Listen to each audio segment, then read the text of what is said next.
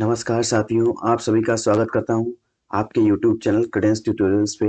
दोस्तों, आज हम देखेंगे प्रैक्टिस पेपर 11 है, 11वां है, जो कि सभी एग्जाम्स के लिए, सारे एग्जाम्स के लिए जो क्वेश्चन आएंगे, ये आ सकते हैं, उनके लिए कवर किया गया है। जैसे UPSI, SSC GD, UPSC RO, UP triple SC और यूपी टेट, विभिन्न एग्जाम्स के लिए बहुत इंपॉर्टेंट क्वेश्चन है। चलिए स्टार्ट करते हैं क्लास को। पहला क्वेश्चन है, सूची 1 को सूची 2 के साथ सुमेलित कीजिए तथा नीचे दिए गए कोड से सही उत्तर के चुनाव कीजिए। सूची 1 है केंद्र है और उनके उद्योगी कौन कौन से हैं सूची 2 में। तो नगोया, लौह एवं इस्पात, सलेम हवाई जहाज, लॉस एंजल्स सूती वस्त्र, अबादान तेल शोधन। तो यहाँ पे जो नगोया है वो है सूती वस्त्र के लिए, तो नगोया सूती वस्त्र के लिए। सलेम, सलेम जो है लॉस एंजल्स हवाई जहाज के लिए प्रसिद्ध है। अबादान लौह एवं इस्पात। तो यहाँ पे 3, 4, 2 और 1, तो यहाँ पे डी ऑप्शन सही है। नेक्स्ट क्वेश्चन, बुर्जिल एवं जोजिला दर्रे निम्न में से किस राज्य में स्थित है? बुर्जिल और जोजिला दर्रा किस राज्य में स्थित है?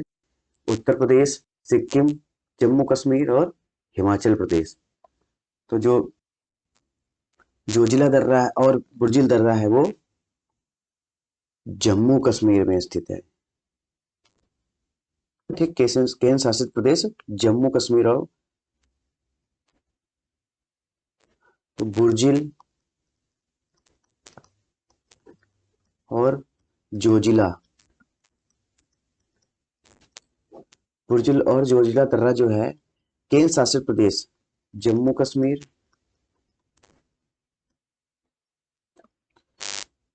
एवं केंद्र शासित प्रदेश लद्दाख।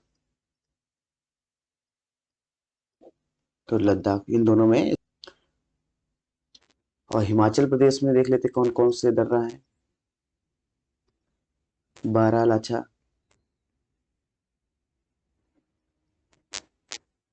बारालाचा, शिपकिला,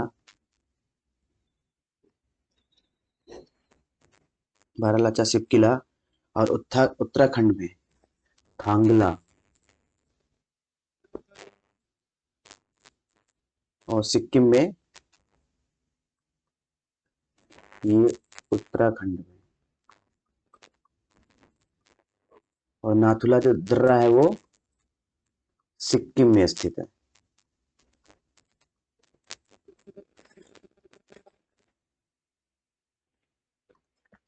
नेक्स्ट क्वेश्चन है, दक्षिण भारत की सबसे ऊंची चोटी है? अनायमुड़ी, डोडा बेट्टा, महेंद्रगिरी, धूपगढ़। तो दक्षिण भारत की सबसे ऊंची चोटी है वो अनायमुड़ी है। इसकी हाइट है 2696 मीटर। ठीक, अनायमुड़ी की हाइट जो है 2696 मीटर है। यह दक्षिण भारत की सर्वोच्च चोटी है। और डोडा बेट्टा जो है, यहाँ पे जो डोडा बेट्टा है वो नीलगिरी पर्वत की, नीलगिरी पर्वत की सर्वोच्च चोटी है।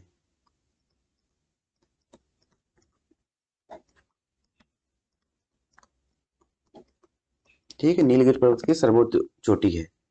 इसकी ऊंचाई कितनी है? नीलगिरी पर्वत पे दो डोडा बेट्टा है 2637 मीटर।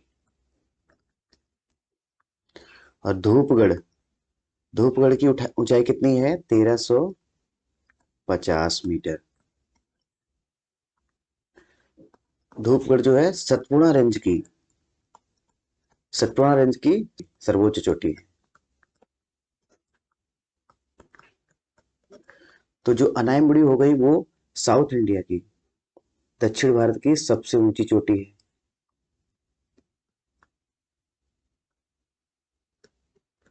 और नीलगिरी पर्वत की सर्वोच्च चोटी कौन सी है? वो डोडा डोडा बेटा।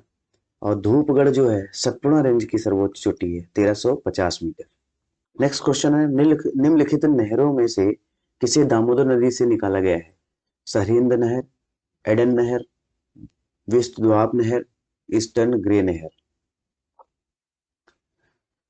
तो जो दामोदर नदी है वो हुगली की सहायक नदी है, हुगली की सहायक नदी है। तो जो दामोदर नदी है झारखंड एवं पश्चिम बंगाल में बहती है। ठीक है, झारखंड और पश्चिम बंगाल से होकर दामोदर नदी अपना इसका बहाव क्षेत्र है। दामोदर नदी को बंगाल का शोक कहा जाता है, डीवीसी, दामोदर वैली कारपोरेशन। इसकी स्थापना की गई थी 1948 में। और किसके तर्ज पे की गई थी? जो अमेरिका की टेनेसी रिवर है, टेनेसी घाटी प्राधिकरण था, उसके बेसिस पे इसे बनाया गया था 1948 में। और यहाँ पे जो एडन नहर है वो इसकी सहायक नदी है। ठीक है, तो एडन रिवर जो है वो दामोदर नदी की सहायक नदी है। नेक्स्ट क्वेश्चन देखते हैं, भारत की झीलों में से कौन जम्मू कश्मीर में स्थित है? तो भारत की झीलों में से फुलहर झील, कोलेरू झील, अंचार झील, हमीर सागर झील। तो भारत की जो अंचार झील है वो जम्मू कश्मीर में स्थित है। बाकी फुलहर झील जो है वो उत्तर प्रदेश में पीलीभीत डिस्ट्रिक्ट में है, उत्तर प्रदेश के पीलीभीत डिस्ट्रिक्ट में है, पीलीभीत जिला में स्थित है फुलहर झील। कोलेरू लेक जो है वो आंध्र प्रदेश में स्थित है। वही हमीर सागर, इसे हमीसर कहते हैं, ये भुज में स्थित है, गुजरात। तो यहाँ पे आपके 4 क्वेश्चन बन गए। फुलहर झील कहाँ पे स्थित है, कोलेरू लेक कहाँ पे स्थित है, हमीर सागर लेक कहाँ पे स्थित है, और अंचार लेक जम्मू कश्मीर में स्थित है। नेक्स्ट क्वेश्चन देखते हैं, भारत के किस भाग में सर्वाधिक तापांतर पाया जाता है? सर्वाधिक तापांतर कहाँ पे पाया जाएगा? जहाँ पे सर्दी भी हो और दिन में टेम्परेचर बहुत ज्यादा चला जाए और सबसे नीचे भी चला जाए, तो ये तापांतर जो होता है उसे सर्वाधिक तापांतर कहते हैं। तो पूर्वी तटीय प्रदेश में, छत्तीसगढ़ मैदान के आंतरिक क्षेत्र में, अंडमान द्वीप पर, राजस्थान के मरुस्थलीय क्षेत्र। तो जो मरुस्थल में होता है वहां पे तापांतर सर्वाधिक होता है। दिन में यहाँ पे 50 डिग्री टेम्परेचर तक हो जाता है और रात में यहाँ पे 15 डिग्री टेम्परेचर तक हो जाता है।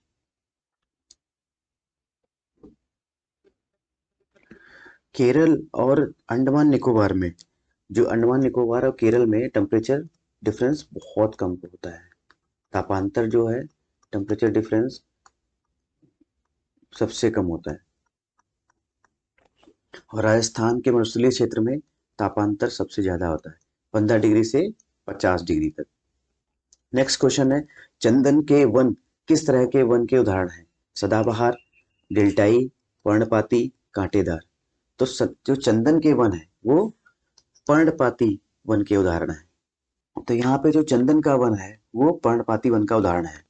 इसके अलावा पर्णपाती वनों में कौन कौन से पेड़ आते हैं? सागवान, शीशम, साल, आंवला, सेमल और कुसुम इत्यादि जो है, आदि जो पेड़ है वो पर्णपाती वन के उदाहरण है। नेक्स्ट क्वेश्चन है, तपोवन और विष्णु जल विद्युत परियोजना कहाँ स्थित है? मध्य प्रदेश में, उत्तर प्रदेश में, उत्तराखंड में, राजस्थान में। तो तपोवन जो परियोजना है वो उत्तराखंड राज्य में स्थित है। तपोवन और विष्णुगढ़ जल विद्युत परियोजना उत्तराखंड के चमोली डिस्ट्रिक्ट में स्थित है। चमोली डिस्ट्रिक्ट में अलकनंदा नदी पर स्थित है। ठीक है, चमोली डिस्ट्रिक्ट के अलकनंदा नदी पर स्थित है। तो तपोवन और विष्णुगढ़ जल विद्युत परियोजना चमोली डिस्ट्रिक्ट के अलकनंदा नदी पर बनाई गई है या उत्तराखंड राज्य में स्थित है। मृदा अवकर्षण का तात्पर्य है मृदा की उर्वरता में ह्रास, मृदा की उर्वरता में वृद्धि, मृदा का पीएच मान 6 से 7 के बीच होना, मृदा में ह्यूमस की मात्रा में कमी आना। तो यहाँ पे तो मृदा अवकर्षण से तात्पर्य है मृदा की उर्वरता में ह्रास होना। तो मृदा अवकर्षण होता किस वजह से है? अपरदन और इसके दुरुपयोग होने से। मृदा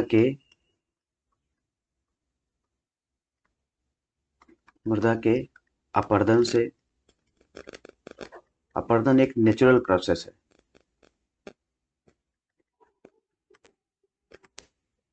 और दूसरा है जो मैनमेड है, वो है excessive use. Excessive use of land,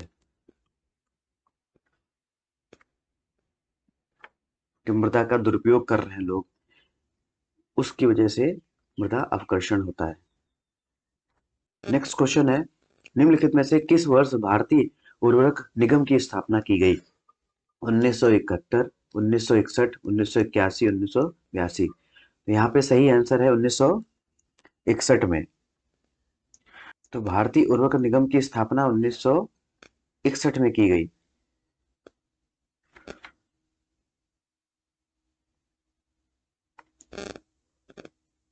तो इसकी स्थापना का मुख्य कारण क्या था? उर्वरक उद्योग पर नियंत्रण एवं प्रभावी प्रबंधन। तो उर्वरक जो उद्योग थे उन पे नियंत्रण और मैनेजमेंट, प्रभावी प्रबंधन। तो इन पे नियंत्रण किया जा सके और इन पे मैनेजमेंट इन पे किया जा सके, इसलिए स्थापना 1961 में की गई। इसके तहत जो एशिया का सबसे बड़ा कारखाना झारखंड में स्थापित किया गया। झारखंड में सिंदरी नामक डिस्ट्रिक्ट में। तो झारखंड के सिंदरी में भारतीय उर्वरक निगम की तहत पे ये कारखाना एशिया का सबसे बड़ा कारखाना स्थापित किया गया। नेक्स्ट क्वेश्चन है, निम्नलिखित में कौन जल लवणता प्रवणता को दर्शाता है? थर्मोक्लाइन, हेलोक्लाइन, पाइक्नोक्लाइन, केमोक्लाइन। तो यहाँ पे 4 ऑप्शन है। जल लवणता प्रवणता को दर्शाता है, तो यहाँ पे उसे हेलोक्लाइन कहते हैं। बाकी थर्मोक्लाइन जो होता है तापांतर को दर्शाता है। थर्मोक्लाइन जो है सागरीय ताप प्रवणता को दर्शाता है।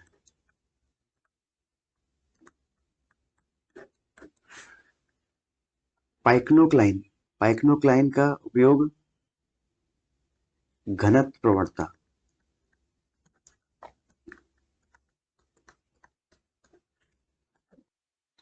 और केमोक्लाइन का उपयोग जलीय रसायन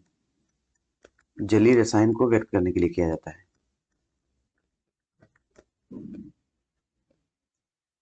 नेक्स्ट क्वेश्चन देखते हैं, निम्नलिखित में से कौन एक मूंगा चट्टान नहीं है?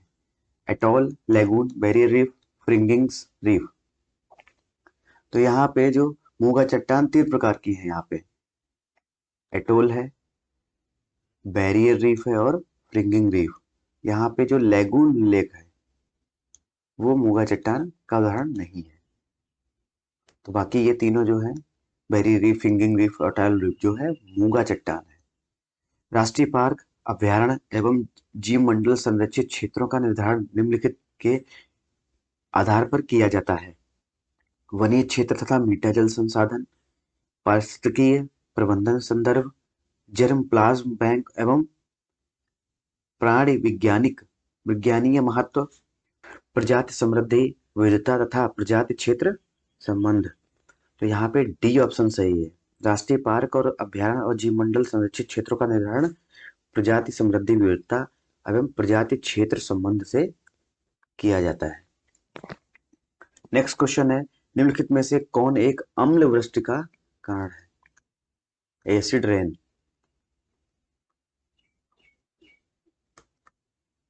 Carbon monoxide, carbon dioxide, sulphur dioxide, nitrogen dioxide. तो जो यहाँ पे एसिड रेन का मुख्य कारण कौन कौन से है? नाइट्रिक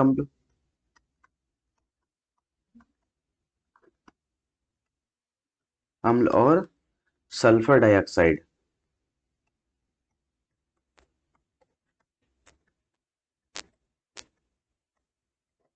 तो यहाँ पे सी ऑप्शन सही है।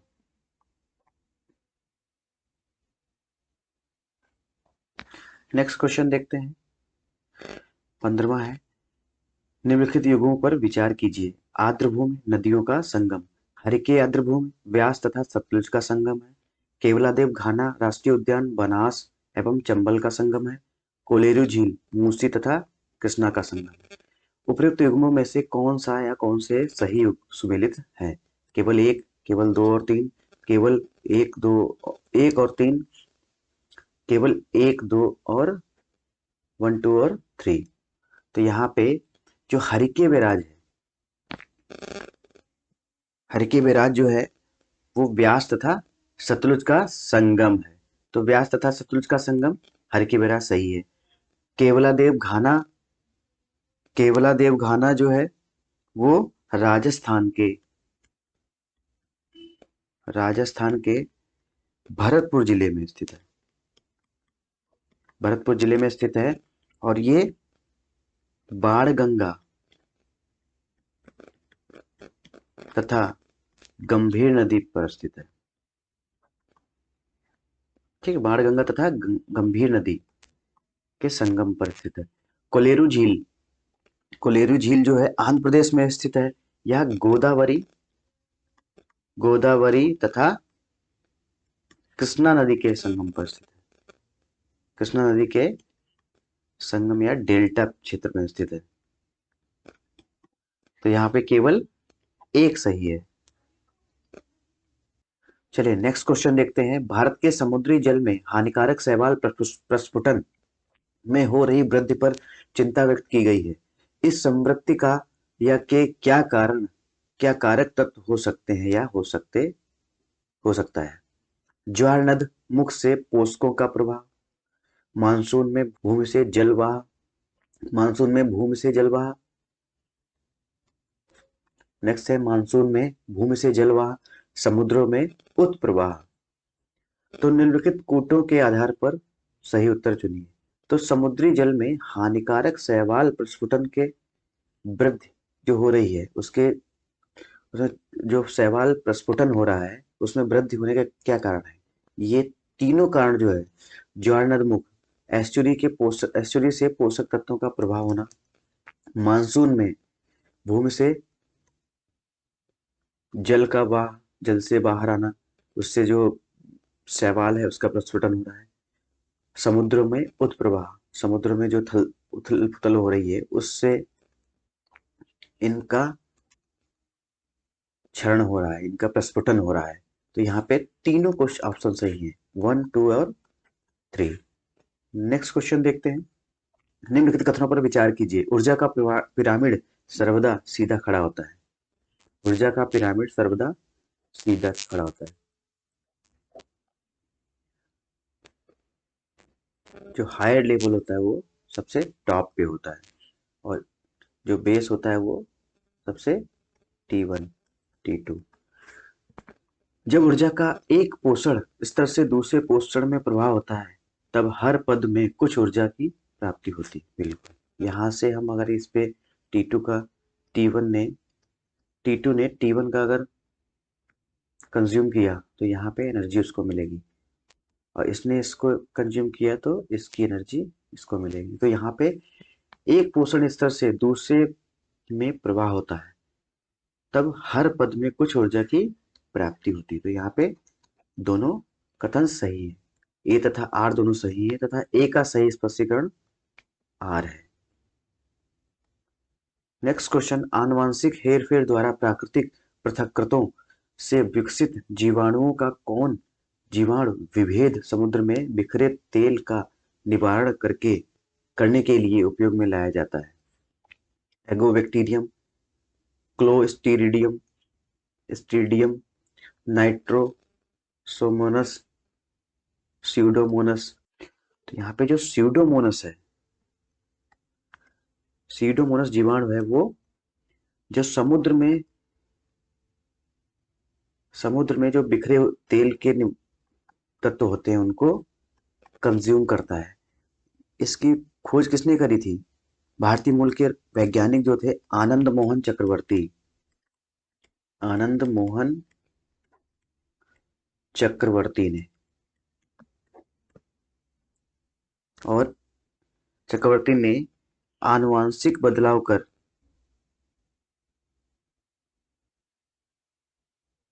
स्यूडोमोनास जीवाणु से परजीवी बैक्टीरिया सुपरबग को विकसित किया जिसमें पेट्रोलियम रसायनों को विकसित करने की क्षमता होती थी। ये समुद्र में फैले तेल का सफाया कर देते हैं। ठीक है, तो इन्होंने एक सुपरबग परजीवी की, जो बैक्टीरिया था परजीवी की खोज की, जो समुद्र में बिखरा हुआ तेल था उसका सफाया कर देते हैं।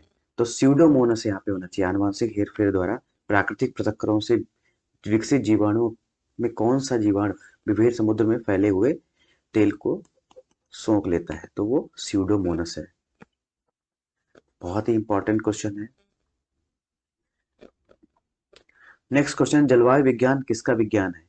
मृदाकृतिक कारकों का, स्थलाकृतिक कारकों का, जलवायु कारकों का, जैवीय कारकों का?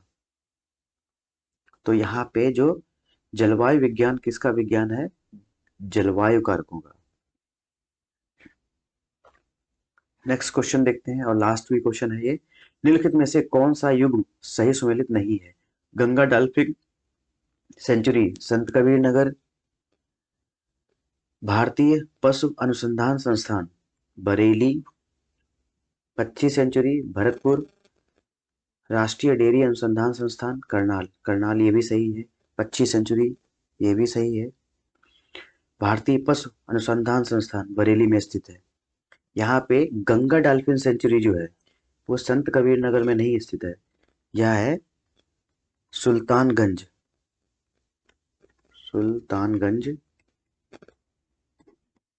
भागलपुर। सुल्तानगंज भागलपुर बिहार में स्थित है। ठीक है, तो बहुत इंपॉर्टेंट क्वेश्चन है। गंगा डॉल्फिन सेंचुरी कहाँ पे स्थापित की गई है? सुल्तानगंज भागलपुर बिहार में। ठीक है दोस्तों, यहाँ तक किसी को डाउट हो तो आप कमेंट सेक्शन में कमेंट कर सकते हैं, और हमारे चैनल को सब्सक्राइब कीजिए, शेयर कीजिए और अपने दोस्तों को भी भेजिए, और बेल आइकन दबाना बिल्कुल मत भूलिए। जय हिंद, जय भारत, नमस्कार।